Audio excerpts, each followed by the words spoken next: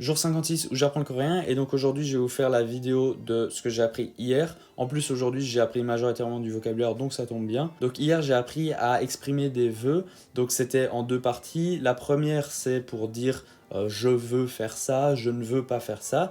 Et la deuxième c'est pour prévoir des choses, donc par exemple pour dire quand est-ce que tu prévois de manger, qui est-ce que tu prévois d'inviter, etc. On va commencer avec la première partie pour dire qu'on veut quelque chose ou qu'on ne veut pas quelque chose. Et c'est très simple vu qu'il faut juste rajouter à la racine du verbe koshipta.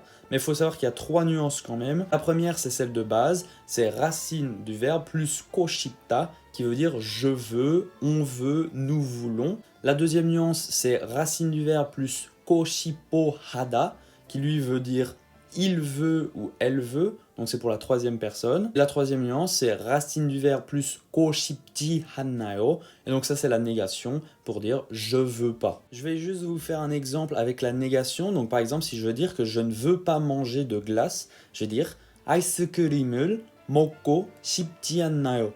Donc 아이스크림을, c'est de la glace. Et 먹고 싶지 않나요, c'est je veux pas manger. Et ça vient du verbe 먹다, manger. On prend la racine 먹 et on lui rajoute 고 싶지 않나요, qui veut dire je veux pas, donc je veux pas manger.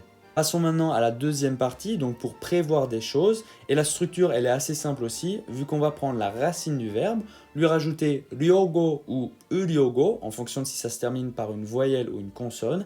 Et ensuite, on va rajouter le verbe hada. Petite règle en plus par contre, si la racine du verbe se termine par la consonne ryul, on ajoutera ryogo hada à la place de uryogo hada. Donc par exemple, si je veux dire quand est-ce que tu prévois de manger, je vais dire 몇 시에 밥을 먹으려고 해요. Donc 몇 시에, il veut dire quand, à quelle heure. 밥을 c'est le repas. Et 먹으려고 해요, c'est prévois-tu de manger. Donc ça vient du verbe 먹다, manger. On a pris la racine qui finit par une consonne et donc on a rajouté 으려고 해요.